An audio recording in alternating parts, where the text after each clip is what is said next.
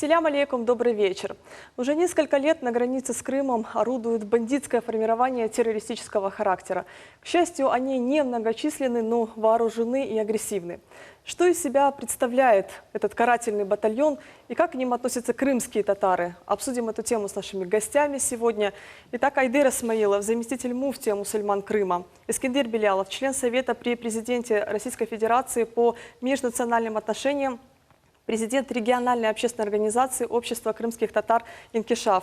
Энвер Умеров, специалист права. Али Ибраимов, член региональной общественной организации Общества крымских татар «Инкишаф». Лимара Селендили, Иркин Бейтураев, ветеран, участник боевых действий в Республике Афганистан.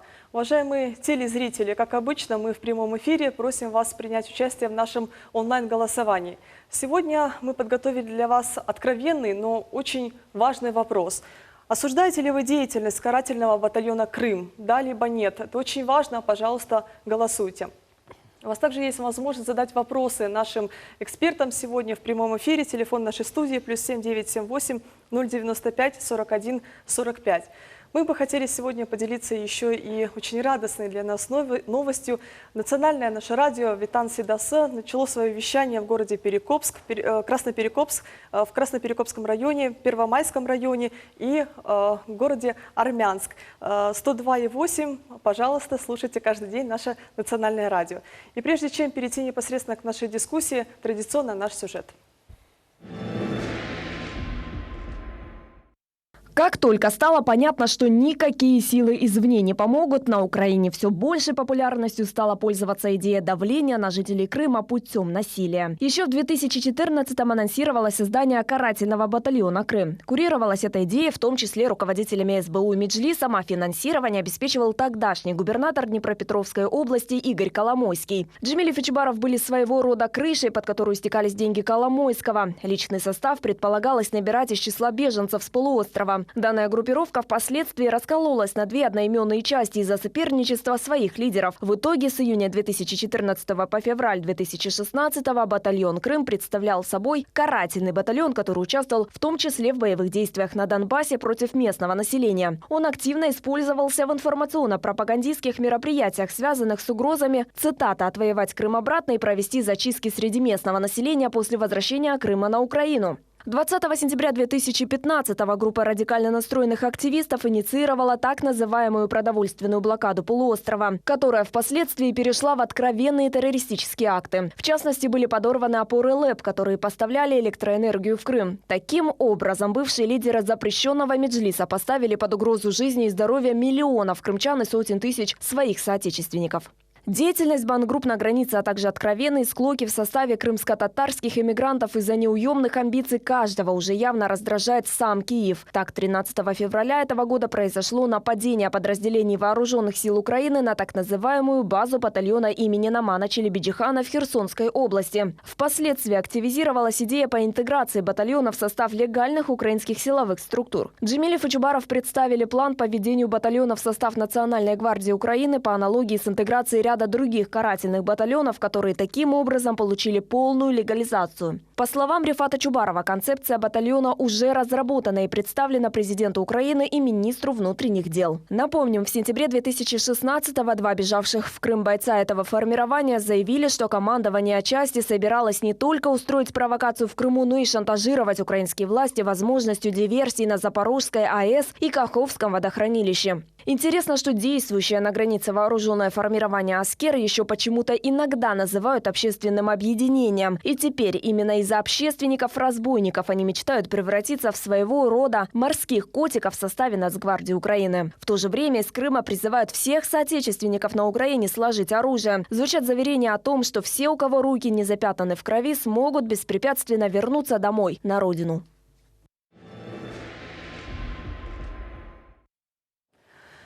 Алибей, вот эти все бандитские формирования террористического характера, они ведь появились не на пустом месте. Своего рода базой для этого стал этот пресловутый Майдан, да, который, собственно, с чего началась эта трагедия целого государства. Много раз уже об этом говорили, много анализировали эту ситуацию, но тем не менее, давайте еще раз проговорим, что тогда произошло на Украине. Ну, на Украине фактически произошел военный переворот. За счет вот этого Майдана пришли к власти радикалы, потом передача. Хорошо, что Россия, Крым вовремя перешел в лоно России, и мы, как бы, я честно скажу, что на территории Крыма не произошла эта война.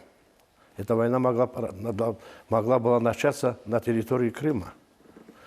Но наш народ не поддался провокации, и мы избежали этой войны.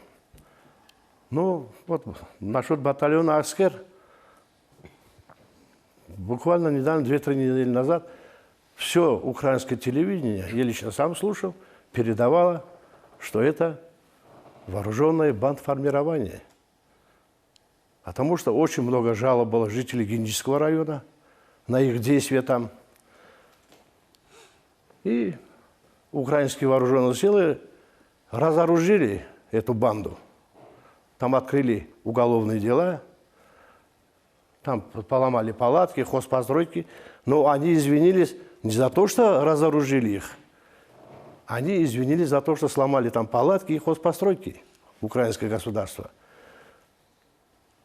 Вот, я думаю, нам такие нам это не надо, это не идет в соответствии российского законодательства. Но я немножко загляну назад. Возьмем начало 90-х годов, когда наш народ возвращался в Крым. Также вот эти наши политики нам запрещали участвовать в референдумах, участвовать в выборах, служить в украинской армии. Это начиналось еще в 90-х годах. Но когда пообещали 2 мандата в Верховной Раде Украины, мы начали голосовать, начали служить в советской армии, в украинской армии. Тогда так они преподнесли нам. На сегодня мы все выращиваем детей, у нас растут дети, внуки. Мы хотим им дать всем образование высшее, хорошее образование, чтобы наши дети были сознаниями, участвовали во всех структурах государственной власти, исполнительной власти, работали в министерствах. Но для этого, чтобы работать, каждый наш молодой человек должен иметь военную подготовку. Это закон государства. Как же нашим детям не проходить военную подготовку в российской армии, если они будут лишены работ? Я призываю снова народ не поддаваться ни на какие провокации. Каждый имеет детей, внуков и делать выводы, к чему это приведет. Олег, еще такое небольшое уточнение. Нужно просто четко сформулировать наше отношение к этому. Когда разворачивалась эта пресловутая блокада в украинских средствах массовой информации, в некоторых других зарубежных изданиях, проходила мысль, что крымские татары эту блокаду поддерживают. Это блокада, организованная теми же разбойниками, да, с большой дороги. Так это правда или нет? Нет, конечно, это ложь. Мы никогда эту блокаду не поддерживали. В первую очередь, эта блокада принесла ущерб кому? Крымско-татарскому народу. Отрезали воду. Кто занимается большим процентом содержания сельским хозяйством в Крыму? Крымские татары. Кому сделали? Нам хорошо. Свет отрезали кому? Нам хорошо сделали. Мы никогда не поддерживали, не поддерживаем эту блокаду и не будем поддерживать это формирование бандитской Аскер. Не будем поддерживать. Энвер Ага, вот эта группа, которая сформировалась на границе с Крымом, она позиционирует себя как откровенно группировка террористического характера. Тем более они стали позиционировать себя как батальон после провала вот этой блокады. Да? Как вы считаете, что это за люди и чего они хотят вообще? Ну, вот это вот появление вообще таких вот группировок, они в данной ситуации очень похожи на группировки, которые, допустим, образовываются там на всей территории земного шара. есть такие похожие группировки. Ну, это можно где-то позиционировать с любой, допустим, там тоже, допустим, ИГИЛ тоже можно взять то же самое, как прообраз для них, для этих людей, которые организовали. Вы понимаете, дело в чем происходит. С одной стороны, вроде так все понятно, что, значит, было несколько человек, они, значит, руководили, значит, всем здесь, крутили, им дали на откуп здесь все, понимаете, а потом вдруг они все это потеряли. И сейчас нужно как-то это возвращать. То есть это как вот своеобразная такая форма. С другой стороны, если посмотреть, это страшная вещь. То есть то, что там их разоружили, это еще ни о чем не говорит. Ни о чем не говорит. Вот существование, появление вот таких вот передач, публикаций, да, и так далее, это очень хорошая вещь, это позитивная вещь для того, чтобы действительно разъяснить людям всю пагубность, страшность вот этого всего, последствий, вредных последствий, которые могут наступить. Понимаете? Потому что практически вот этот батальон, так называемый батальон, я вообще не считаю его батальоном, потому что батальон, если взять, рассматривать его с точки зрения численности даже в вооруженных силах, он должен состоять как минимум из 2 рот, от 2 до 4 рот. То есть это порядка где-то, ну я так представляю, где-то 150-250 человек, ведь не меньше. Да. Вот это численность батальона, нормального такого батальона, который обеспечивается государством, значит, обувается, одевается, там, вооружается и так далее. Здесь какие функции выполняет? Этот батальон, так называемый батальон, опять же говорю, это просто кучка каких-то, значит, ну, будем говорить так, отщепенцев в данной ситуации. Потому что по-другому никак. Я не уполномачивал, лично я, моя семья, мои родственники, друзья не уполномачивали, допустим, того же, допустим, Ленура Ислямова, или там, я не знаю, кто там еще там я не знаю, какие-то бомжи там или пьяницы собрались, которые, значит, нигде не оказались нужными. Я не уполномачивал, чтобы они там собирались и как будто бы представляли интересы меня или моей семьи, или моего народа. Ни в коем случае. Я живу на своей земле, и прекрасно живу. И я сказал сразу, считаю, что вхождение вообще Крыма в состав Российской Федерации – это благо просто, прежде всего, для крымско-татарского народа. Понимаете, 50 лет ссылки. Такого вообще ну, ни у кого нету. Нету ни одного народа, который вот столько пережил, сколько наш народ. И чтобы сейчас вот пойти вот на вот это вот, я не знаю, это страшно, понимаете? Это страшно.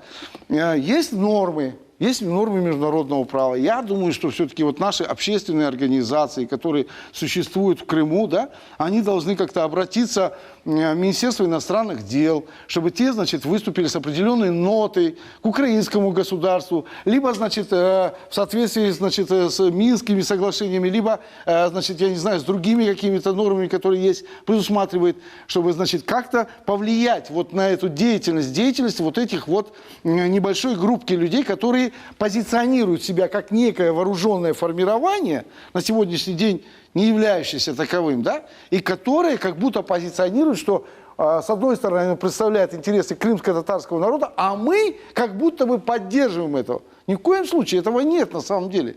Понимаете? И вот это надо рассказать людям, объяснить это, прежде всего молодежи, молодым парням, девушкам, чтобы они это знали. Хорошо, спасибо большое. У нас телефонный звонок. Первый. Алло, слушаем вас. Алло, говорите, пожалуйста. Алло. Алло, добрый вечер, студия. Добрый вечер, добрый.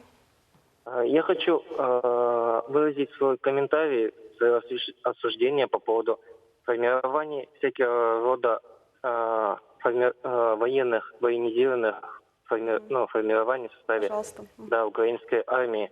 И хочу обратить внимание тех граждан, которые делают такие вещи, потому что на территории Крыма есть своя армия, в ней же участвуют и являются служащими крымские татары и крымчане, которые здесь живут.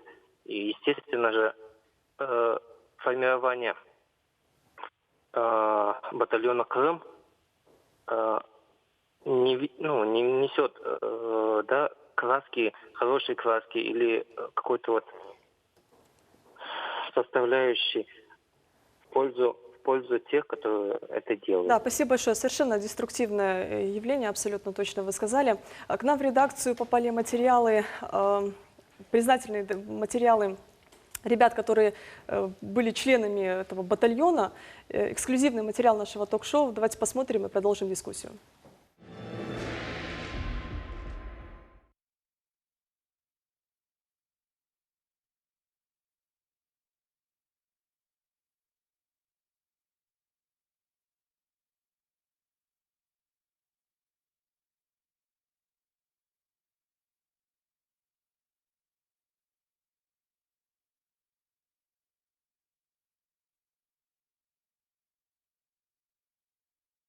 Рустем, расскажите, пожалуйста, о себе. Я Усманов Рустем Меметович, 1979 года рождения, 6 декабря. В 2016 году,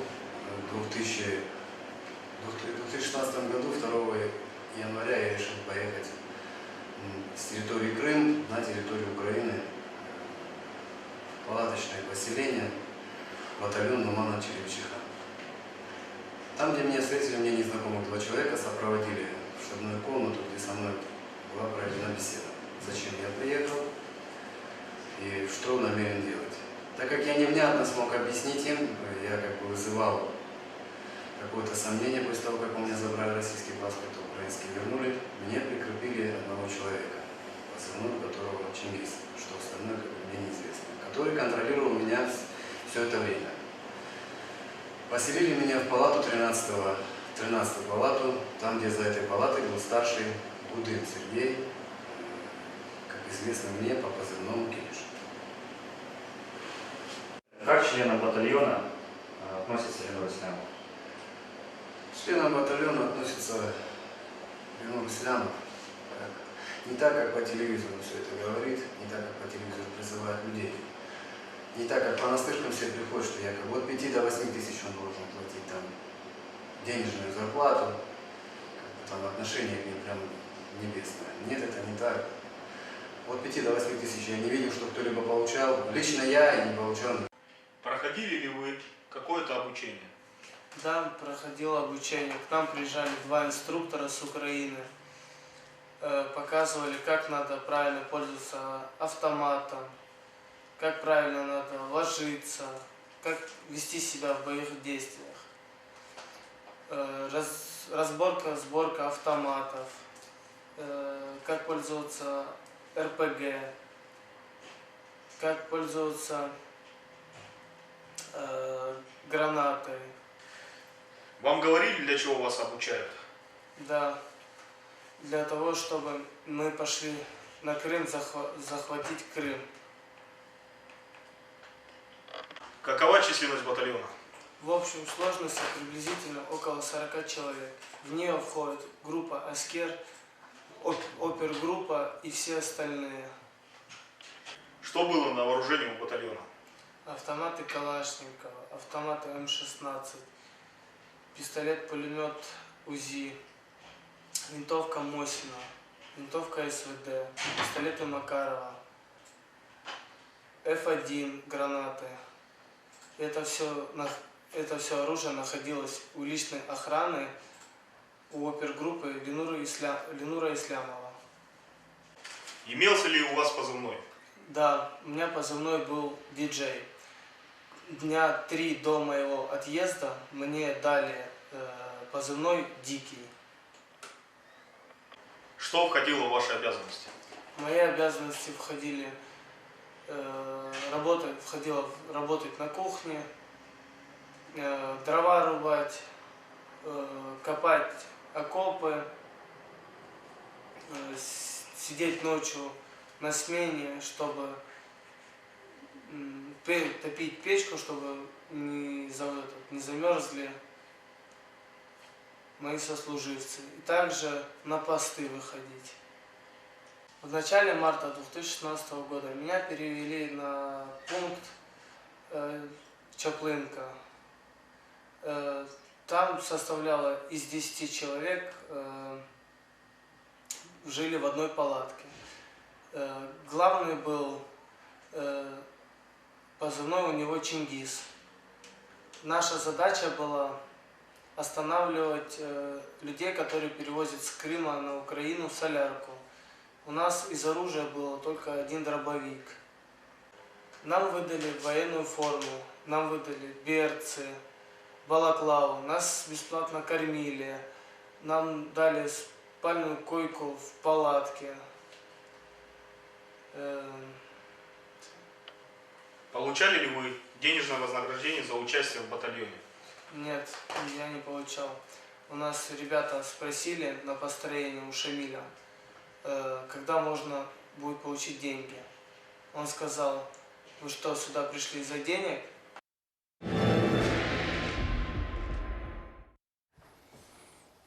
Эскендер Ага, ну вот батальон Аскер, батальон Крым. Да, что вы думаете по этому поводу? Прокомментируйте. Ну, я думаю, это обманутые люди, которые не только обмануты кем-то, они сами себя обманули, эти люди. Я бы даже не назвал это какой-то батальон, это незаконное вооруженное формирование из разного сброда людей, которые не нашли себя в жизни. Вы, если бы видели бы последнее выступление, если бы обратили 26 числа, Ленур Ислям выступал, он начал с того, что ругает государство Украины, что этому батальону ничего не дают, что батальон им для Украины не нужен, и вообще для руководителей Украины как бы ничего не нужно. Но все-таки я увидел то, что украинское государство сделало для того, чтобы не было именно этого вооруженного формирования. Сказать бандформирование, их буквально за несколько минут разоружили, положили на пол, и они показали свою дееспособность. И если вы знаете, как я знаю, до сих пор уголовное дело не отменено, все равно эти уголовные дела будут продолжаться. Все оружие было у них отнято. Конечно, стоит большой вопрос, откуда взяли это они оружие. И какие инструкторы приезжали, были ли это законные инструкторы или нет. Я думаю, придет время, когда государству Украины самому придется отвечать за то, что на ее территории были такие формирования.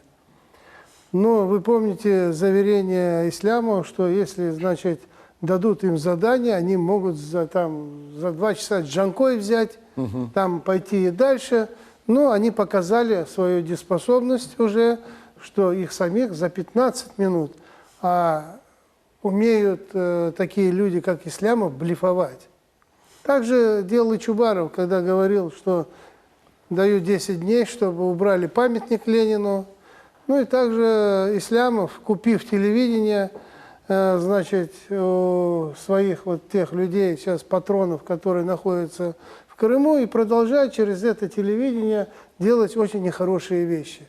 Я думаю, наш народ никогда не воспримет. Вы слышали его заявление, когда он говорил последнее вот выступление, что дети, с которым исполнилось 16 лет, а он призывает к себе туда, в этот батальон якобы какой-то.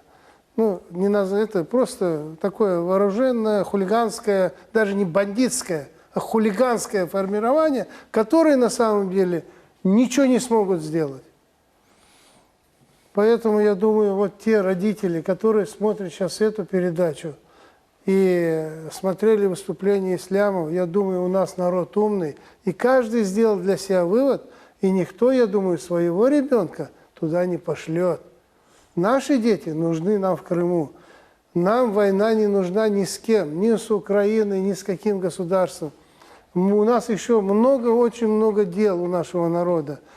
Поэтому мы, как изначально шли по пути добрососедства, бескровного, чтобы мы добились своего бескровно, наш народ и наши, будем говорить, лидеры, многие крымские татары, они положили за это свою жизнь. Многие остались в Узбекистане, многие положили свою жизнь здесь. И мы ни капли крови крымские татары не пролили и будем добиваться своих прав только мирным путем.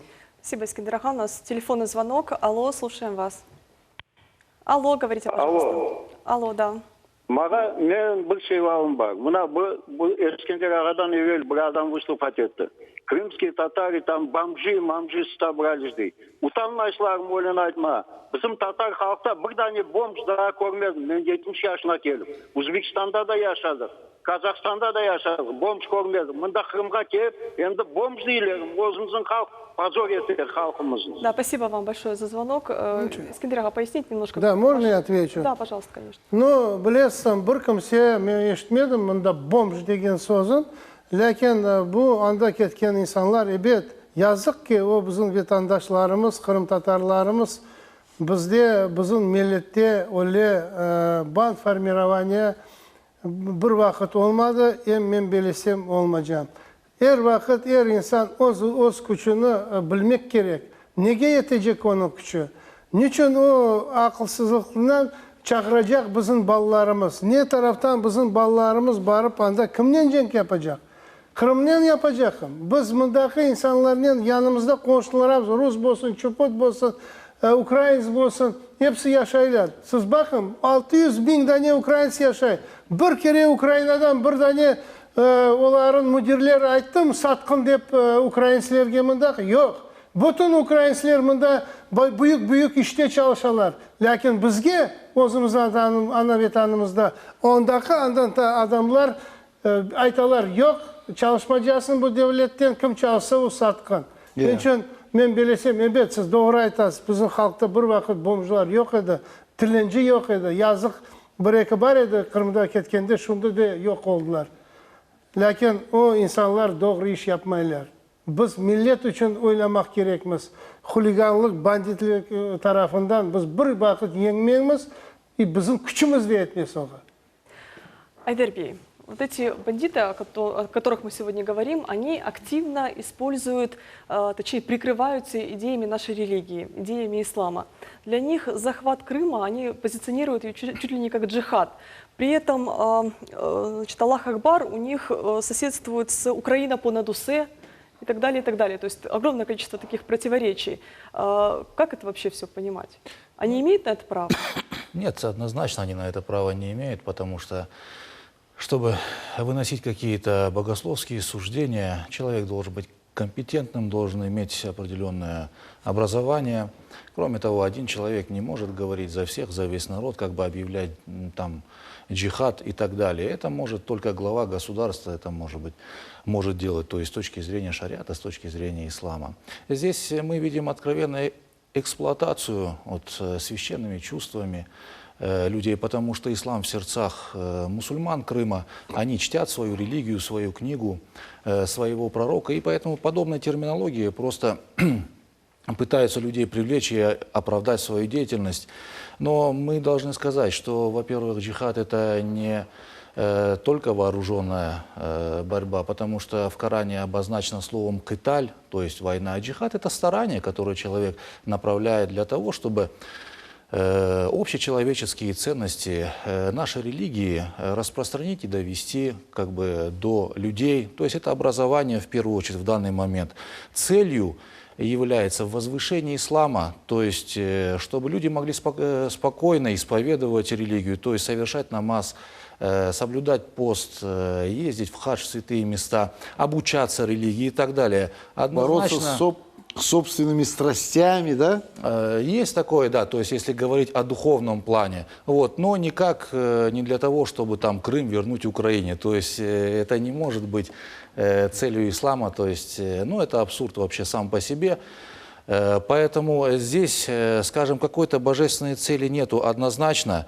И следует еще сказать, что Крым в данном случае является территорией мира. То есть мусульмане могут бороться, отстаивая свои права. То есть если им не дают соблюдать какие-то религиозные каноны, то есть не дают намаз совершать, например, или же соблюдать пост, или же там в хадж ездить и так далее. То есть 5 столпов ислама, они ясны. Здесь на данный момент такого нет, поэтому нет никакой причины призывать людей к джихаду, тем более к какой-то вооруженной борьбе, браться за оружие и так далее. Это просто использование религии в личных целях. Кратко еще, вот после просмотра данного сюжета появилось вот такое щемящее чувство, если честно сказать, внутри, то есть во что пытаются превратить наш народ. То есть молодые люди сидят там, плачут, раскаиваются, или они там вдалеке от своей родины, от своего народа, от своей семьи, детей, жены там в палатках, в таких, скажем, нечеловеческих условиях находятся, за какими-то лживыми целями, за каким-то миражом они гоняются. То есть, конечно, обидно за своих соотечественников. И необходимо сказать, что каждый перед Всевышним будет отвечать сам за свои поступки. Народ однозначно этого не поддерживает. Однозначно, скажем, здесь эксплуатация религии, как я уже сказал. Кроме того, использование имени Номана Челебиджихана очень сильно эксплуатируется. Это достойный сын крымско-татарского народа. То есть он, все авторы, которые писали о нем, вот я недавно, как бы, день его отхода в мир иной был 23 февраля, я поднял некоторые источники, и все отмечают, что вот у него... Во-первых, он придерживался демократических методов. Он был всегда за мир в Крыму, за добрососедство. Его речь, его выступление на Курултае, его сравнение всех народов Крыма там, с цветами, обо всем этом нам говорит. Поэтому ни в коем случае нельзя ассоциировать это имя, скажем, шахида, мученика за всех людей Крыма, за всех жителей Крыма, за мир с каким-то бандформированием. У нас еще один телефонный звонок. Алло, слушаем вас. Алло, говорите, пожалуйста. Алло, селям алейкум. Алейкум селям. Мен sizin передачаңыздың güzel her vakit bakayım. Sağ olunuz. Mülkün olsa Rusça aytayım, merkezde anlasın bizim. Aytınız, aytınız. Elbette aytınız. Rusça laf etiyorsunuz. Ben bugün her vakit dinlegende pek переживать этим bu передачаға. Не için? Смотрите, те годы, когда мы жили в Узбекистане, Джемилев для нас был, это большой человек, не маленький. И сегодня, я считаю, это так некрасиво. Я хочу сказать, ну, что у него была ошибка. На это каждый люди имеет какие-то ошибки. И из-за этого сегодня человек, который 17 лет в тюрьме просидел... Хорошо, спасибо большое. Да, спасибо большое, мы вас поняли. Знаете, когда речь идет об одной ошибке, можно так сказать, когда речь идет о методическом поступательном наказании своего собственного народа, то, знаете, вот это, наверное, уже совершенно неприемлемо. Искандер Ага, как вы считаете? Прокомментировать? Да. Ну, я считаю так, сіз татар тілінде мүлкін сіз doğru айтаңыз, эбет, адам оле шилер мүлкін, яңышмамаға. Ләкен артыңда миллет тұрғанда, яңышмаға бек оле білбірсем болмай о шилер. Мен бұл яманламаға істемеймін Мұстафа Ағаны. Бір инсан Oz cevap verecek Allah'ın aldığında niye yapkanına. Lakin ben doğrudan doğru aytacağım. Bu sefer da milletimiz bölündü. Bu bizge bek balaban zarar. Bana özünüz eşitsin batalyon. Bu da böldürmeye isteyler. Bizim 16-17 yaşında balaların anda Ukrayna'ya al barıp kimden cenk yapacak? Siz bir ay özünüz torununuzu cibereceksiniz mi yok? Onun başında kim tura? Onu şunda Elinur İslamov ayta. Mağa Mustafa'ga yarın aytsın, çıkın deyip ben çıkarım. Lakin ben bilesem çıkıp olamaz. Niçin deseniz, bütün onların avtomatı, pulemyot, her bir şeyini aldılar. Onlar da yandan ketecekler o batalyondan. Niçin? Onlar şunda prisaga almak gerek olacaklar. Morской котик olacakım, pihota olacakım. Saat 6'da durup, saat 10'da yuklamak gerek olacaklar. Onda çok şeyler var armiyada. Lakin onlar oğa razı olmazlar. Ben bilesem şunda Lenur, öyle kıdıra bir teşik, andan şu batalyondan kaçmağa. У нас еще один телефонный звонок. Алло, говорите, пожалуйста. Ага. Алло. Алло, добрый вечер. Добрый. Вас это говорит Османова Зейнеп Муратовна. Во-первых, я первый раз слышу вот за вот эти батальоны, а во-вторых, мне очень больно, что сейчас мы стоим и оправдываемся, какие мы люди. Вообще, я не знаю, я в шоке, что происходит. Да, спасибо большое за ваш звонок. Конечно, мы должны очень четко понимать, что происходит у нас на границе и как они там посредством своих средств массовой информации влияют на наши умы. Инвера, нам, не скрою, часто говорят, ну что вы их трогаете-то, вот убежали они, уехали, ну и ладно, он был председателем у нас там столько лет, какой-никакой, но тем не менее. Но это же очень важный момент, мы же должны понимать и анализировать то, что происходило раньше, все эти там 23 года, да, и то, как они пытаются, что они пытаются с народом сделать там из-за рубежа, на зарубежные при этом деньги. Это же наше право, мы должны понимать, что это происходит, и что было раньше, и что сейчас они пытаются с народом сделать. Ну, что было раньше? Раньше было такое, знаете, 25 лет застоя. И вот это вот вообще деятельность вот этой вот структуры, все понимаете, да, о чем я говорю, вот, она вообще была сама по себе деструктивной. То есть деструктивность была потому, что постепенно, да, вот действительно народ привели к такому, да, вообще разделили по социальному, значит, по политическому, по конфессиональному признаку и так далее. То есть делили и превратили в некое такое, пытались превратить в некое стадо баранов.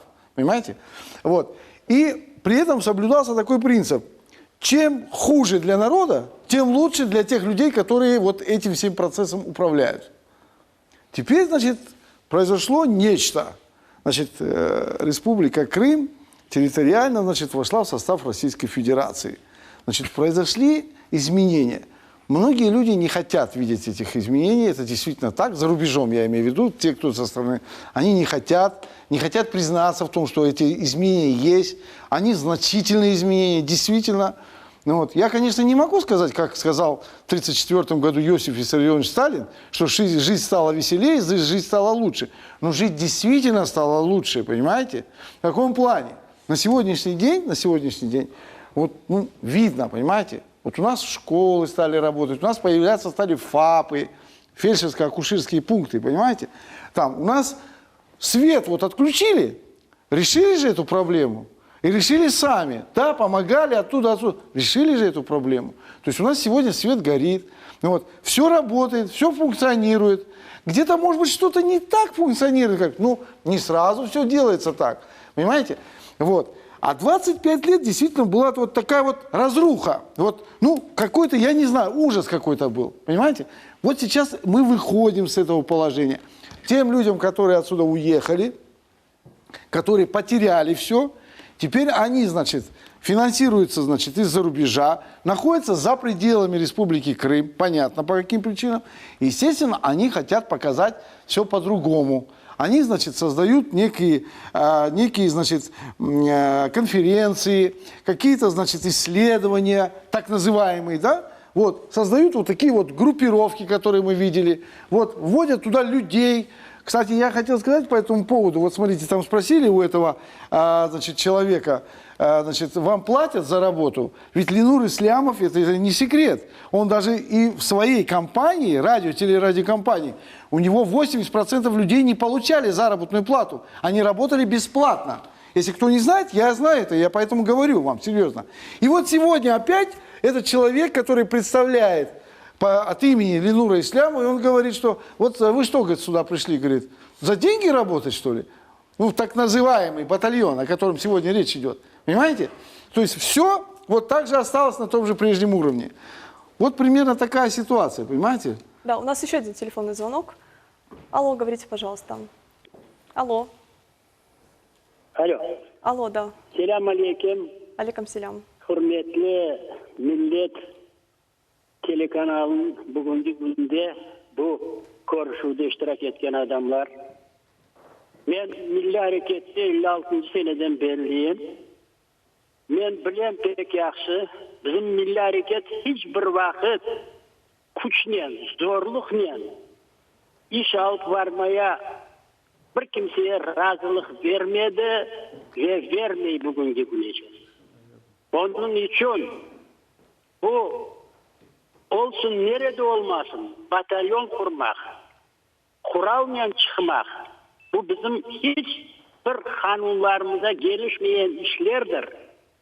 Onun için o yanda olgan bizim arkadaşlar bunu anlayışları gerek ve yakın vakit içinde batalyonu yok etişleri gerek.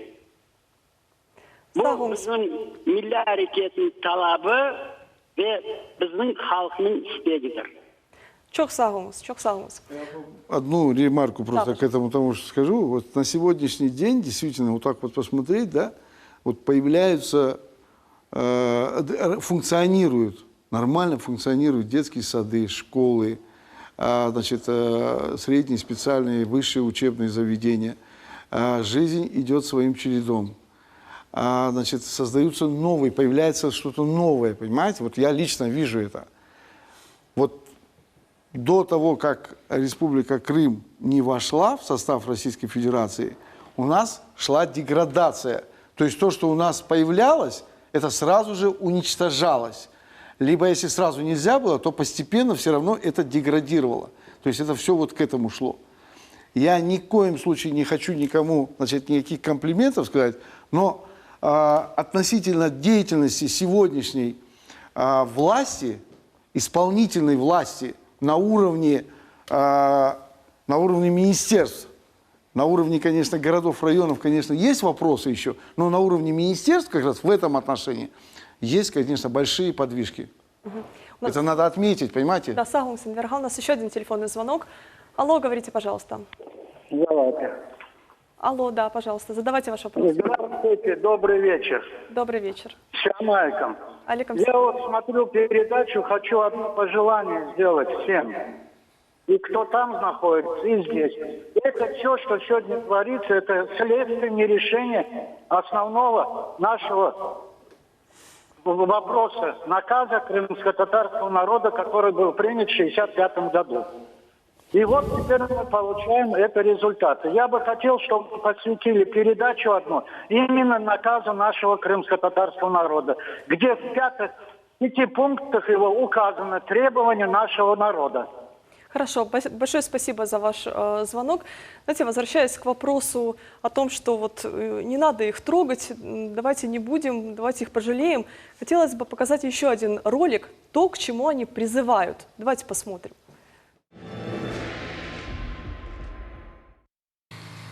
Cihat ve itaat kavramlarıyla ilgili incelediğimiz ayet, az önceki ayetimiz Furkan 25 bize öğretmektedir ki büyük cihat kafirlerle uzlaşmamak, onlara itaat etmemek, İslam'ın doğrularında ısrar etmek, gevşememektir. Nitekim Allah yine Tahrim suresi 66. ayette ey peygamber kafirlerle ve münafıklarla savaş, onlara karşı sert davran. Onların varacağı yer cehennemdir. Ne kötü gidilecek yerdir o. Sayın Kırım Tatar halkı, şu an müftü makamında oturan şahsiyet ne ilktir ne de sondur. Satılmışlık, ihanet ve şirk konusunda. Kendisi benim nazarımda şu an müşriktir. Neticede sonları hazin olmuştur. İlahi adalet tecelli etmiş ve istiklal mahkemelerinde yargılandıktan sonra idam edilmişlerdir. Айдарби, ну что это вообще за человек, во-первых? Во-вторых, там же открыто звучали призывы к ликвидации нашего муфтия, да? Я правильно понимаю? Да, именно так. Ну, мы видели туркоязычного человека, неизвестно откуда появившегося. Вот. Я думаю, в его уста вложили эти призывы для того, чтобы особо никто не понял, насколько страшны эти призывы. Вот. Но, тем не менее, они озвучены как словно цель поставлена, к которой необходимо двигаться. То есть муфтия Крыма объявили мушриком, это значит идолопоклонник. Да, то есть это раз. И во-вторых, в конце было сказано, что люди подобные, они, их в конце концов возводят на эшафот и казнят. То есть идам, да, было использовано слово. То есть это методика тех же ИГИЛ, той же Аль-Каиды. То есть обвинить в неверии, чтобы потом обосновать или оправдать свое убийство, пролитие крови. То есть человека объявляют вероотступником или кафиром, то есть неверным, или же мушриком, идолопоклонником. По сути дела, это одно и то же. Вот. И мы повсеместно вот у таких террористических группировок можем наблюдать подобную риторику, подобную деятельность. И потом они оправдывают свои, скажем, вот, кровавые акции, теракты, вот, тем, что якобы они борются с неверными, или же, что они борются с вероотступниками. И наш народ должен это слышать и должен это знать, то есть к чему призывают эти люди, для чего вообще это все создано. Вот.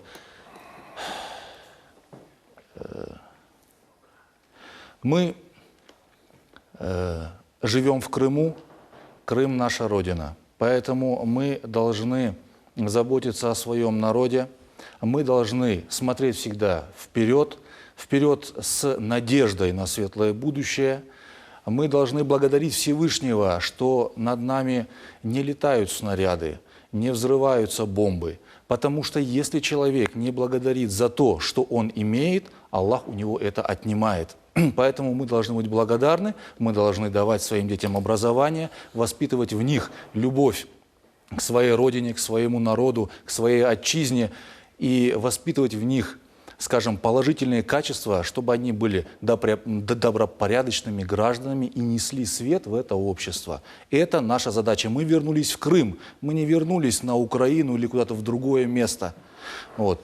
Поэтому мы должны жить и созидать на своей земле и ни в коем случае не поддаваться на пропаганду каких-то частных коммерческих телеканалов и каких-то, скажем, иностранных агентов. У нас еще один телефонный звонок. Алло, слушаем вас. Давайте. Алло, говорите, пожалуйста, как вас зовут и ваш вопрос? Алло. Селям алейкум. Алейкум селям. Меня зовут Искандер Умеров. Искандер Умеров. Я бы хотел обратиться на тот берег, который они тебя прославляют, там батальон.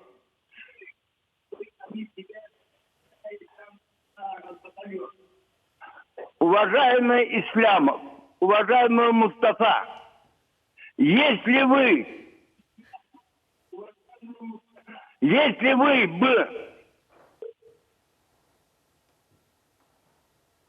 Если вы отойдете немножко подальше от вашего телевизора... Или на территории Украины вы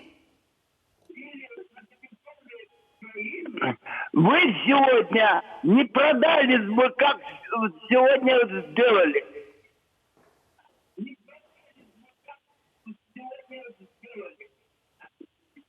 Вы хотите знать 67-й год?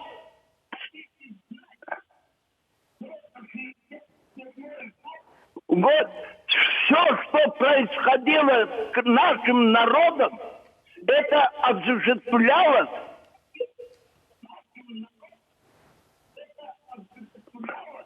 руководством центра, в основном политбюро, которые участвовали украинцы. Да, çok sağ olunuz Искендер Ага. Да, мы говорили уже об этом много раз и вернемся опять-таки к истокам, почему все-таки крымских татар на самом деле в Крым не пускали. Эркен Бей, обязанность каждого мужчины защищать свою семью, защищать свой дом, защищать свою родину. Давайте посмотрим, к чему призывают они. Они призывают наших молодых ребят уехать из Крыма, сбежать, вступить в их так называемые батальоны и ворваться в Крым, прийти в Крым с войной. То есть они хотят, чтобы здесь проливалась, у нас здесь на родине проливалась кровь. Вообще, они имеют на это право? Ну, во-первых, да, я считаю, что они не имеют на это права. Это, что такое война, я знаю сам по себе, я 2 года служил в Афганистане. Ни в коем случае, чтобы не было у нас никогда здесь войны, чтобы наша молодежь жила и училась здесь. Мы сюда приехали, чтобы наша молодежь жила и училась, а не ехала в какой-то батальон служить и как бы защищать нас от нас. Я бы так лучше, пусть здесь служат, как вот Али Ага сказал, и здесь повышают свои, ну, отучились, отслужили, у них есть ступеньки, куда идти дальше, работать ради своего народа, ради своего Крыма. Ну, будучи, я думаю, на Украине, ну, для Крыма, они там, ну, я так думаю, что они ничего не могут оттуда сделать здесь. А для чего они вообще делают это все? Это же, я не могу даже сказать, для чего они там. Но что такое батальон, я знаю хорошо, и какая боеспособность у него должна быть. Может быть батальон в 40 человек? Ну, там явно даже роты нету, но я не хочу в этом вот так вот сказать, там батальон. Бригада. Там, батальон 500 человек, один боевой батальон. У нас еще один телефонный звонок. Алло, слушаем вас. Алло, говорите, пожалуйста. Алло, добрый вечер, салям алейкум, это Идия Меметова. Салям алейкум, Идия Ханум. Алейкум салям. Я хотела бы некоторую ремарочку, наверное, уточнить по поводу человека, который звонил гораздо раньше меня. Речь шла о том, что среди крымских татар нет бомжей. Это абсолютно правильно. Но я думаю, что Энвер Умеров, говоря о бомжах, говорил не о крымских татарах. Да. Да, спасибо большое, Идия Ханум. Бимар Ханум, вы как женщина, как мать, как вы можете оценить происходящее? Как вы оцениваете эти призывы вступать в так называемый батальон? Вы знаете, я, конечно, как женщина вообще далека от всех этих войнушек, да, которые можно мягко так сказать. Но, наверное, все-таки я скажу не только как женщина, скажу как специалист, который работает в области пиара уже больше 16 лет. Дело в том, что здесь строится очень такая странная схема. Игра, информационная игра, политика, бизнес, замешанный на крови. И здесь нужно понимать, почему. Ну, во-первых, Украина никогда крымско-татарский язык государственным не признавала. Особого почета тому, чтобы кто-то изучал язык, тоже не уделяла внимания никакого. И тут вдруг возникает 4 крымско-татарских названия у 4 каких-то формирований. Крым, Айдар, Аскер и формирование имени Намана Челебиджихана. Тут интересная языковая игра возникает. Естественно, люди, которые пережили боль депортации, потерю родины, они очень трепетно относятся к этим названиям. И никто, по большей части, не знает, что на самом деле вокруг этих названий кроется большой миф. Ну, во-первых, формирование Крым. Формирование Крым – это некое подразделение, которое, я специально себе пометочки сделала, во главе которого стоит некий Сергей Соловей, который считает, что он мусульманин и имеет право распоряжаться жизнями мусульман, и в то же время имеет право выполнять интересную деятельность. Он организовал подразделение, которое выполняет задачи обеспечения условий надежного функционирования органов власти, органов военного управления, оперативного развертывания войск, охраны, обороны, борьбы с всякими разведгруппами и антигосударственными вооруженными формированиями. Интересно, да? Причем призывают крымских татар, там участвуют так номинально. Возьмем батальон «Айдар».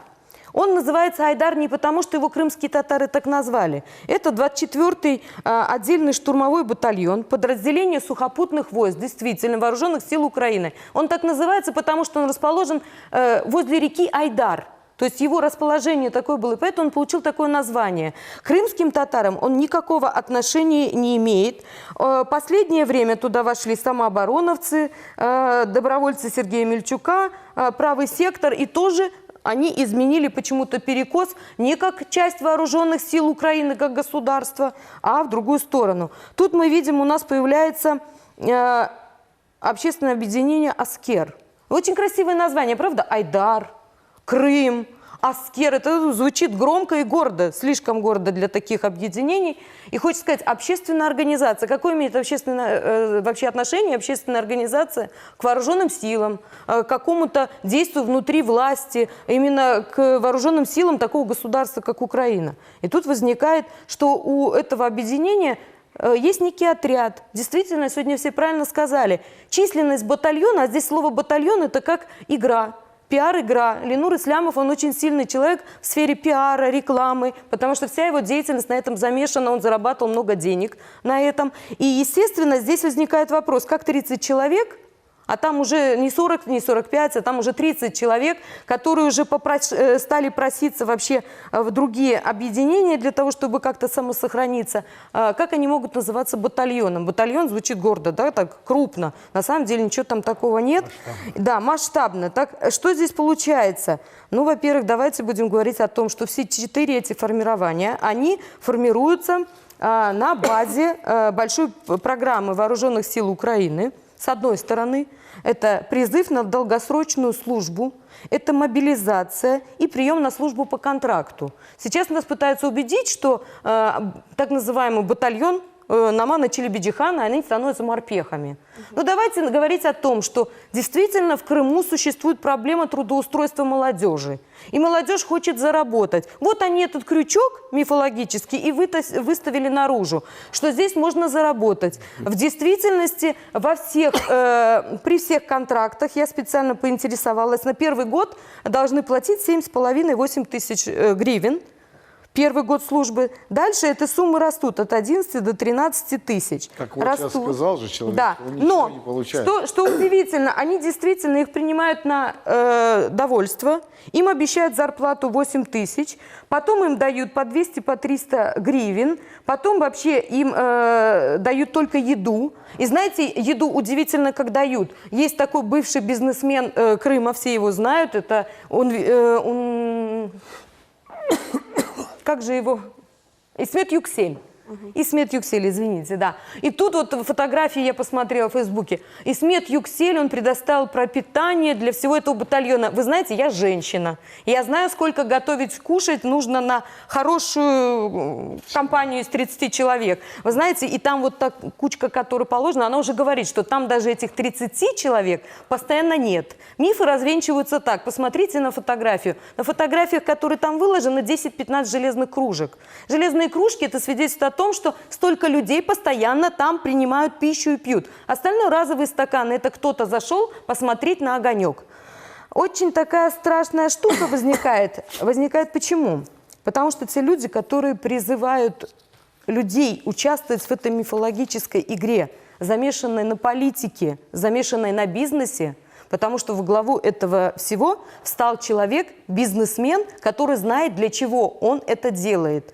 У меня возникает вопрос, знаете, для чего? Потому что человек ушел на так называемую войну, потому что он считает, что ему по-другому нельзя.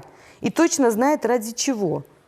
Ради чего? Он пошел ради денег. А ради чего он призывает людей отсюда, из Крыма, присоединяться туда? Вы правильно сказали о том, что джихад может объявлять государство. Да?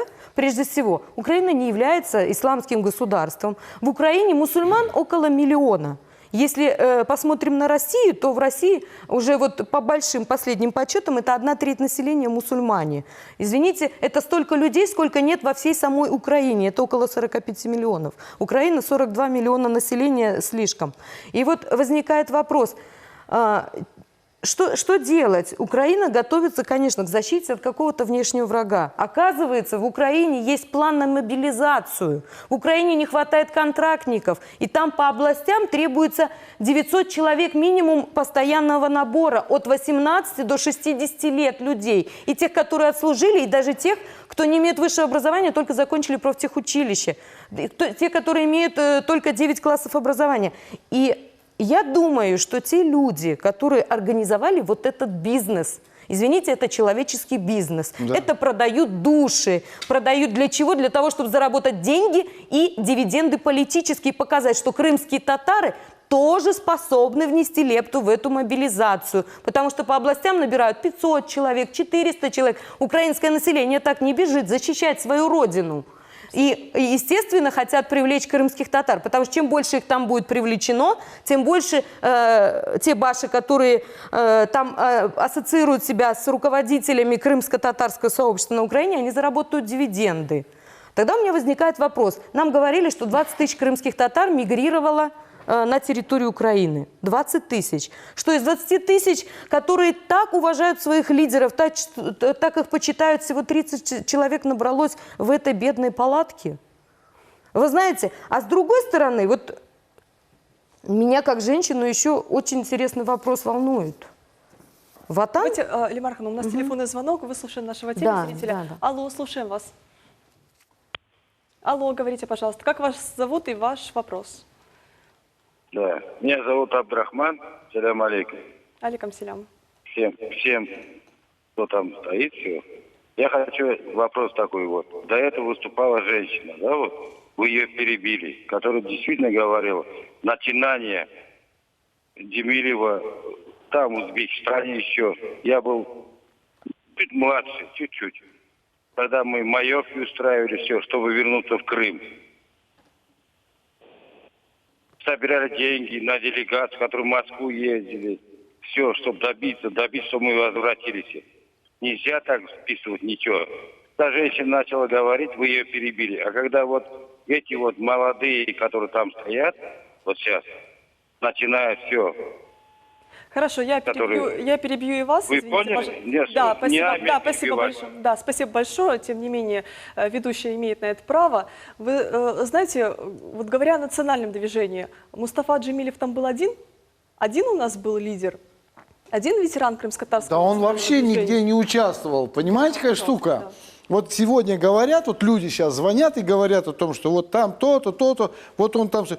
Нигде, ни в одном мероприятии он не участвовал, его не было. Он спокойно, как вот Айше Добро говорила, он спокойно отсиживался там, вот где он сидел. Прекрасно питался и по многим публикациям товарищей, в кавычках уже будем говорить, да, которые, как говорится, не знали его привычек, сидел и продавал, свой собственный народ, там, где он сидел. Вот. Очень характерно в этом отношении вот есть публикации Авы Азаматовой. Великолепно, как она вот показала всю вот это вот механизм, как вот это все происходило. Почему не говорят об Джипаре Акимове? Почему не говорят о многих известных, Юрия Бекировича Османова отец? Почему про него не говорят, что вот они действительно были? И еще целый ряд людей. Почему про них не говорят? Почему говорят только... Потому что я даже, знаете, заметил такую вещь. Последние где-то 10 лет я встречался со многими людьми, которых уже нет в живых, и которые имели непосредственное отношение к национальному движению. И они мне говорили, ты знаешь, говорит, вот, Меджлис собирает архивы и уничтожает их. Систематически, целенаправленно уничтожать, для того, чтобы, уничтожить вот ту действительно реальную память о тех людях, которые действительно положили свои жизни, положили свои средства, положили все на алтарь, чтобы вот наш народ вернулся на родину и жил здесь действительно счастливо. Лимара сейчас правильно очень сказала. Она правильно сказала, там же огромные деньги крутятся. Ведь те люди, которые разыгрывают вот этот вот спектакль с так называемым батальоном, они ведь финансируются из-за рубежа. Хотите Америка, хотите Палестина, хотите, Европа. Ведь гранты получают, и большие гранты. Понимаете? На что? На как раз-таки как благодарность за вот то обстоятельство, за те обстоятельства, которые создаются. Я думаю, что вот у России, да, российское государство, это ведь сильное государство. Ведь, действительно это так. Давайте не будем лукавить. И достаточно возможностей, да, для того, чтобы обеспечить, да, вот безопасность вот всего народа и населения, которое проживает на территории Республики Крым. Вот об этом надо говорить, чтобы люди знали это. Да, мне так и не дали. Вы знаете, в 2014 году, когда происходили все изменения, я задал себе вопрос, где я хочу жить. То есть не с кем, а где. Мы вернулись в Крым. Поэтому кто хотел жить на родине, он остался. Кто захотел, он уехал. Скажем, никто бы никого не осуждал, если не мешали бы жить тем, кто остался в Крыму. И никто никого не обсуждал бы. Просто проблема в том, что создаются некие батальоны, так скажем, в кавычках, призывают молодых людей, продолжают со всего мира собирать деньги, якобы для крымско-татарского народа, обвиняют тех, кто остался здесь, в том, что они предатели, вносят раскол в крымско-татарский народ. Уже соседи друг с другом не разговаривают. Это люди, которые позиционируют себя как лидеры.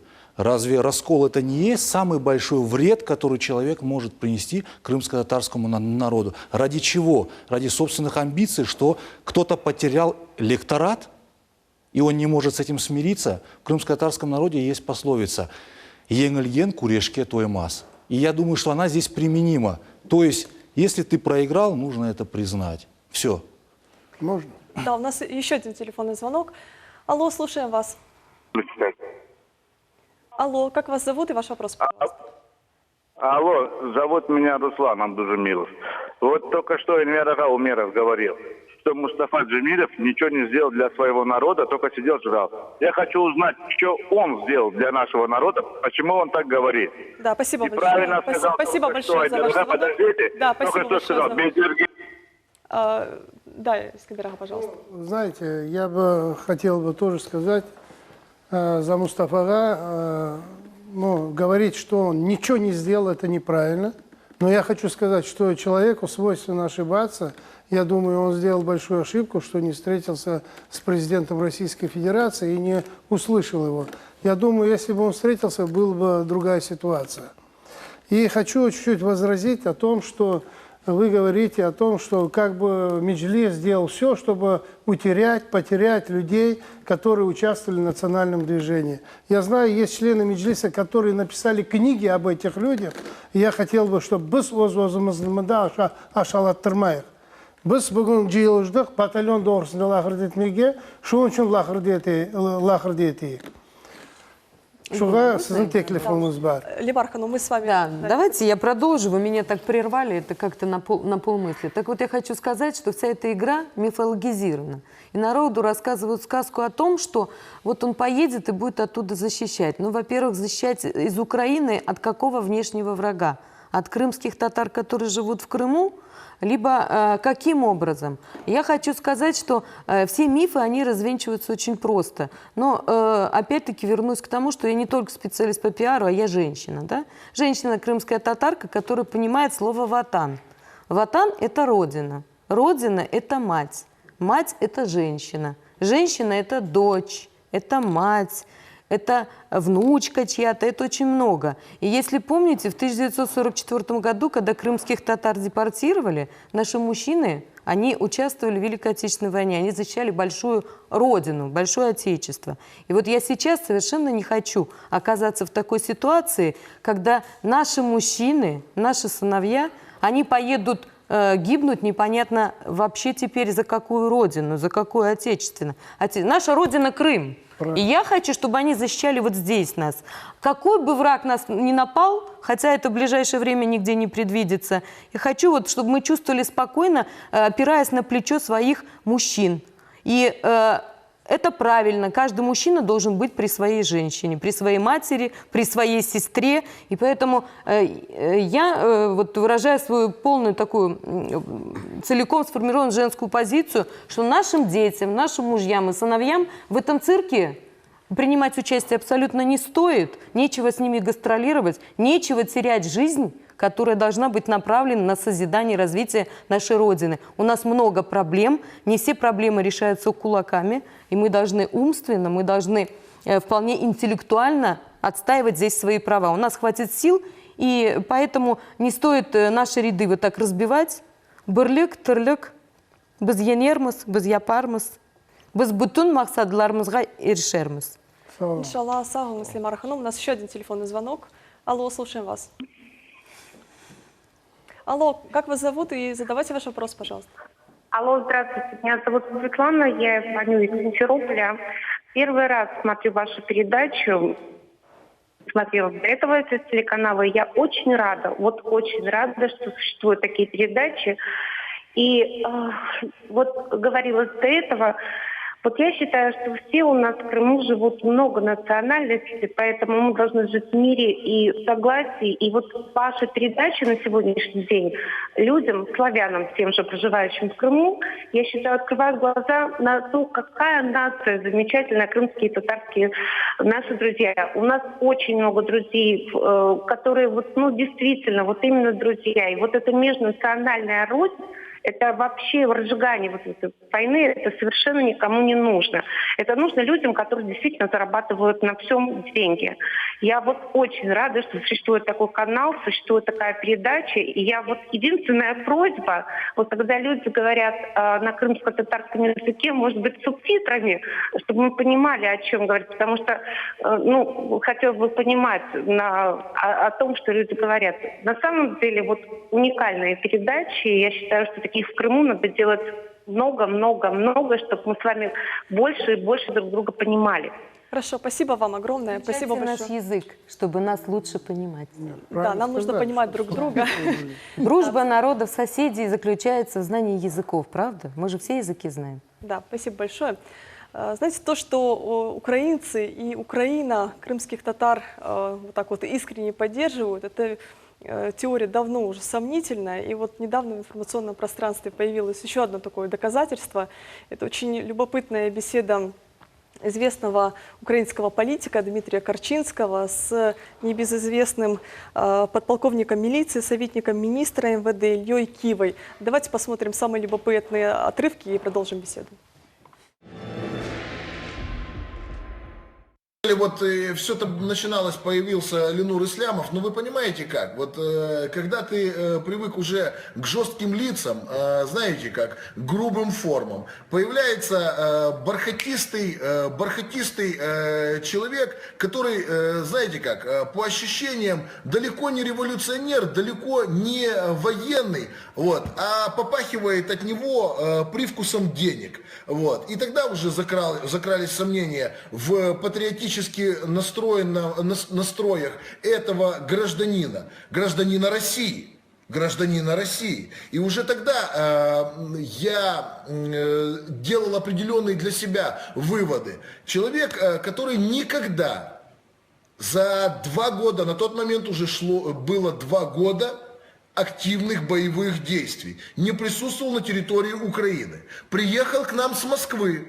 С какой целью приехал гражданин России к нам с Москвы, напялив на себя крымско-татарское одеяло и рассказывал о патриотизме. Все было очень просто. На самом деле вот там попахивало коммерцией. И присутствие кого-то либо другого в этой истории мешало чистому заработку денег. Поэтому произошел ряд конфликтов, и мы им непосредственно вместе з Ленуром Ислямовим. У нас можуть бути тільки українські батальйони. У нас можуть бути тільки українські райони, тільки українські прапори. Мене вражає от нахабність. Це Україна безпрецедентно толерантна країна. Це коли на початку 90-х років кримські татари почали повертатися. Жодна країна не дала би повертатися їм в Крим на таких от умовах. Жодна. Жодна не стала би давати громадянства, жодна би не стала робити їм сприяння, жодна не стала би толерантно ставитися до самозахоплень земель. Україна стала це робити. Вона допомогла кримським татарам. Вони проявляли весь час незадоволення, що їм, виявляється, допомагали не в тій мірі, як вони хотіли. Але іншої країни нема. Інші народи за право повернутися борються десятиліттями і століттями. Тут кримські татари повернулися просто при нашому сприянні. І зараз вони так само мають максимальне сприяння. Кримсько-татарські біженці, з ними носяться, їх виставляють на вітрину і все таке інше. І от найменший конфлікт. Вони в парламенті. І от найменший конфлікт з військовим. Як вони починають кричати? Військові бухі, вони ображають цих. Як вони облили брудом оцю от нещасну бригаду ЗСУ, які нарешті не захотілося терпіти.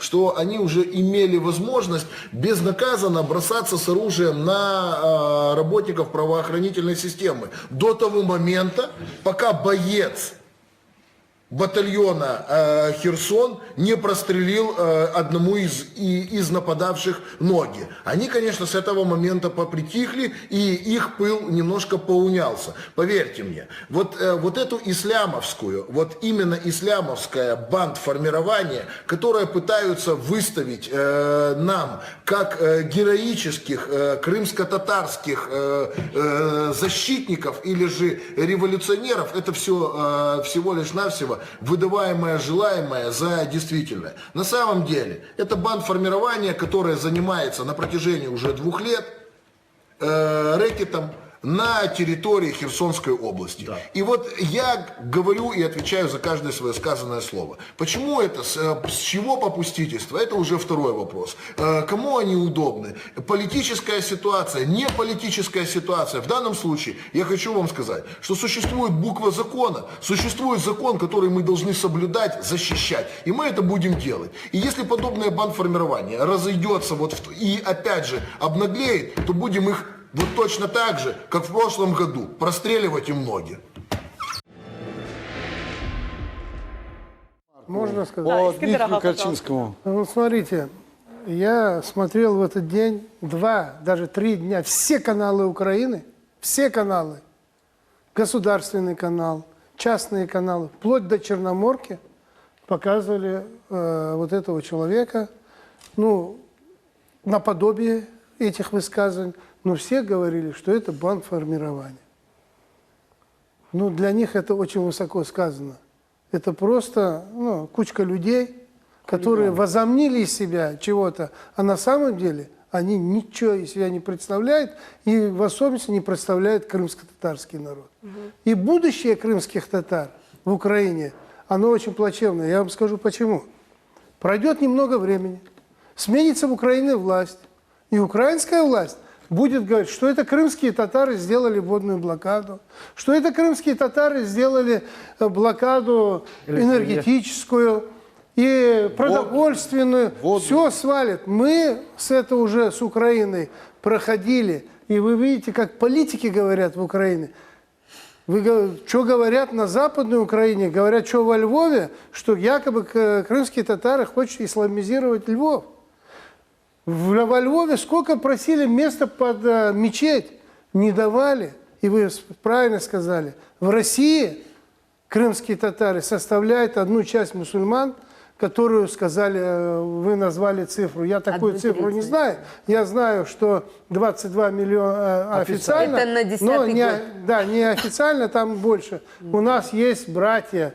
У нас братья на Кавказе, в Татарстане, в России. И я вам больше скажу, с русским народом крымские татары проживали очень долго и очень дружно. Я думаю, и дальше мы будем в России, найдем свое достойное место.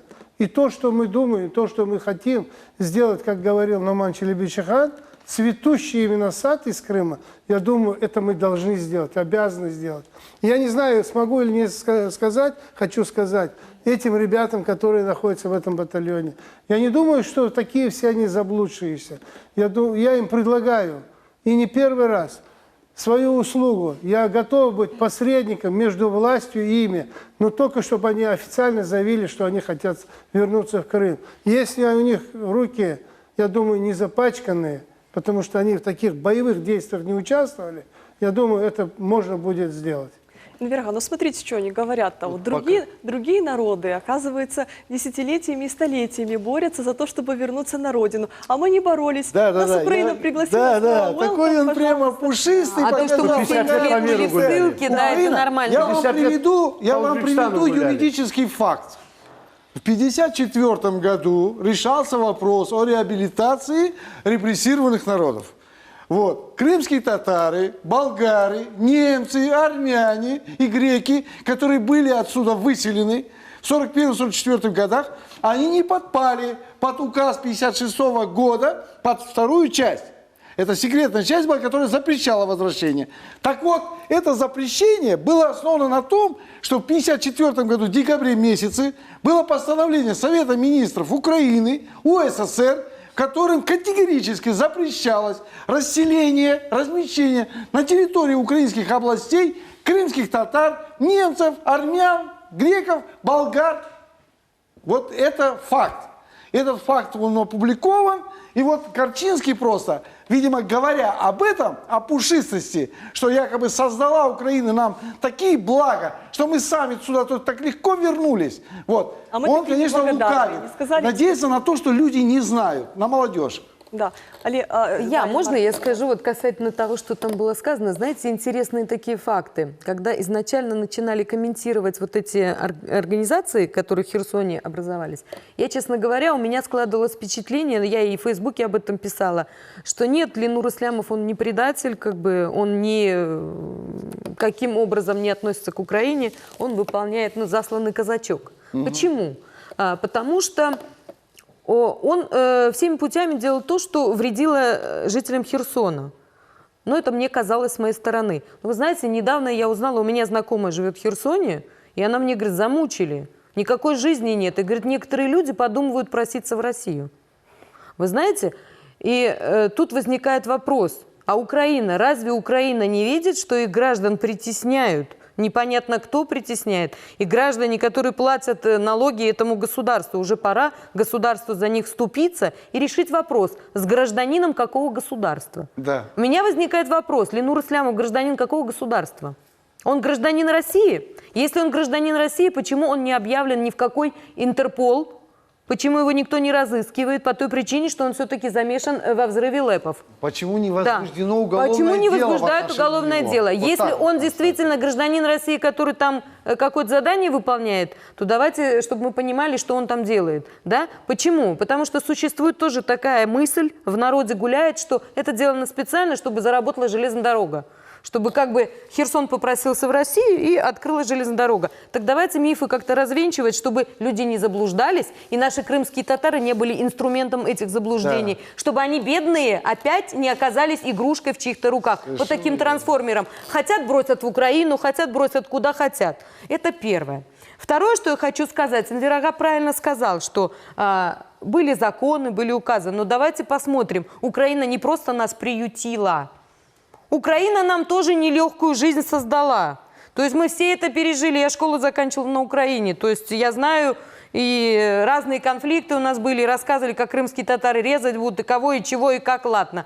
Но мы вернемся сейчас к России. Россия вернула депортированные народы. Она дала им права, которые они хотели получить. Россия, многонациональное государство, защищает нерусские языки, дает образование, создает программы. Да, у нас этого еще нет. У нас много чего нет, но мы так быстро не можем. Но мы можем бороться, когда мы тут находимся. У нас созданы условия этой бескровной борьбы. Так зачем нам идти туда бороться с невидимкой, с каким-то призраком? А я их идею признаю именно как призрак, потому что она нигде не описана. Я не знаю, за что их организация борется. Нигде нет положения, устава, ничего нет. И если люди действительно ведут какую-то действительно работу, они думают о народе, они должны как-то оприлюднить свою деятельность, показать не только картинки, не только какую-то пропаганду. Они должны показать, что это не бизнес, а мы думаем о народе, мы думаем действительно о наказе. Я читала этот наказ. Там, конечно, многие вещи уже пора модернизировать к современной ситуации, но все-таки там есть самые главные моменты. Касательно нашего народа, касательно нашей Родины, касательно языка и образования. Так вы покажите, вы за что? Поэтому и наглядно то, что уже сами украинцы, они начинают понимать эту боль. Да. Потому что когда цирк создают, это вроде цирк, всем смешно, кто-то какие-то эмоции проявляет. А цирк начал гастролировать, и он стал неуправляемым. А завтра эта неуправляемость приведет не только к Майдану, который был. Мы же помним, какие были Майданы, да? А приведет к тому, что они создадут угрозу не только Украине, а это вообще действительно будет вот такая угроза. Хотя, может быть, мы преувеличиваем, делаем из мухи слона, потому что их пока 30 человек. И 30 человек, на самом деле, это не такая страшная организация, которой нужно бояться. Даже при тех условиях, что сейчас где-то там Феодосии бросили или какие-то дома напечатанные на принтере какие-то бумажки с призывами. Это все мелочи, это все, опять-таки, пиар-ходы. И давайте будем вот как-то смотреть, наверное, здраво. Здраво, да? Мы все крымские татары, мы здесь все болеем за свой народ. И причем болеем не так просто вот номинально. Я знаю, каждый по-своему это переживает, каждый хочет это сделать правильно. И поэтому давайте здраво. Наш народ все делает с умом, без крови, последовательно. Права борьбы нас никто не лишал, права голоса нас никто не лишал. И мы демократичными путями будем идти, и наши дети будут идти вместе с нами здесь, в Крыму. И жить мы будем здесь, в Крыму. Никакая Украина, никуда мы туда не пойдем. При всем уважении к украинскому народу. То есть я не хочу, чтобы кто-то пропагандировал слова «укроп», «вата». Нету ни укропа, ни ваты. Есть хорошие народы, есть хорошие люди. Преступники есть везде. И давайте их не будем облачать вот, понятие национальность. Спасибо. Спасибо, Лимара Ханум. Искандер Аға, вот что говорит Чубаров? Он говорит о том, что крымские татары, крымско-татарские ребята, они служить-то хотят, но не хотят служить в российской армии. Поэтому, пожалуйста, вот вступайте в наш батальон. Значит, во-первых, правильно ли говорит Чубаров по поводу желания, нежелания наших ребят служить в российской армии? И, во-вторых, что грозит крымско-татарским ребятам, которые, не дай бог, пойдут вот, вступать в их батальон? Я думаю, от последнего начну. Никто туда не пойдет служить. Тем более молодые ребята. Я даже теперь единиц не будет после того, что там произошло. То, что говорите идти в российскую армию, я вам вот за свои слова отвечаю. Ко мне обращаются люди, чтобы я поговорил с военкомом, чтобы взяли их в армию. Серьезно. Сейчас проблема, то еще пойти в армию. Сейчас не все дети у нас проходят медицинскую комиссию. И служат же они в Крыму. Хотят. Да. Вот, и контракт дороже стоит, чем в Украине. Да. Али денег говорил только. Без военного билета никуда не попадет. Да, Али говорил сейчас, вот, когда выступал, что без армии человек не может идти в полицию, не может идти в Следственный комитет, не может идти в ФСБ. Да никуда, на госслужбу, никуда. На госслужбу. На некоторые виды госслужбы. Поэтому крымские татары идут служить. Но я хотел бы, конечно, чтобы пока крымские татары адаптируются, они чтобы служили в Крыму.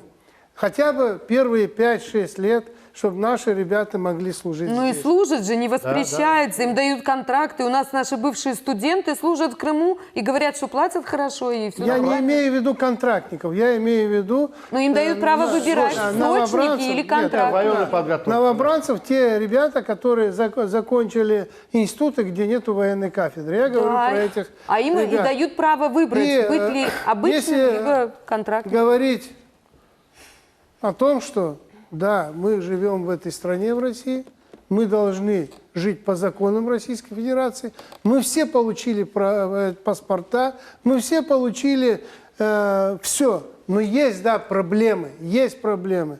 Это проблемы еще и со справками, упрощенное гражданство, топонимика и все остальное. У нас много проблем. Но президент на встрече с нами, я вот лично был, сказал, крымские татары должны бороться за свои права в рамках законов Российской Федерации. И мы это будем делать. Мы будем делать. И мы это делаем. И я говорю, уже государство делает. Нельзя некоторые вещи говорить, но те объекты, которые сейчас строятся, мы не успеваем сделать документы, чтобы они строились быстрее. Мы каждый день теряем еще деньги. Эти 10,5 миллиардов, которые выделены. Ну, я думаю, вот спасибо Госкомнацу, сейчас Зауру, они очень сильно работают над этой темой. 5 детских садов строят в Симферополе, представляете? Это в Симферополе. Только в Симферополе такое достижение. Строят. Но я хочу сказать, что вот именно сейчас Госкомнац очень усиленно работает с проектными организациями, очень сильно. И чтобы эти деньги освоить, вот надо сделать быстрее проекты. Я думаю, 2-3 смены будут работать. Даже обговорили то, что будут видео на строительных площадках, видео, чтобы прямое было сообщение, видно, что делать. И мы посмотрите, через 2 года мы будем в этой студии, даже через год, говорить совсем о других вещах. Иншаллах. Спасибо вам большое. На протяжении всего нашего эфира шло онлайн-голосование. Осуждаете ли вы деятельность карательного батальона «Крым»? Да, ответили 1550 человек, нет, 23 человека. Знаете, все эти бандитские формирования, которые действуют на границе, они носят откровенно террористический характер. Это явно карательные батальоны. И они покарать пытаются прежде всего нас, крымских татар. Они сначала хотели наказать нас своими блокадами за то, что мы остались здесь, у себя на родине. Теперь они призывают наших ребят сбежать с родины, сбежать с Крыма, вступить в их батальоны и вернуться сюда, в Крым, с войной. Они хотят, чтобы здесь проливалась кровь. Ну, знаете, просто поражает это маниакальное стремление наказать свой собственный народ. И вот этим же голосованием сегодня, в том числе и нашей откровенной позиции, мы показали, что делать то, к чему они призывают, мы явно не будем. Спасибо большое. До встречи в следующий четверг.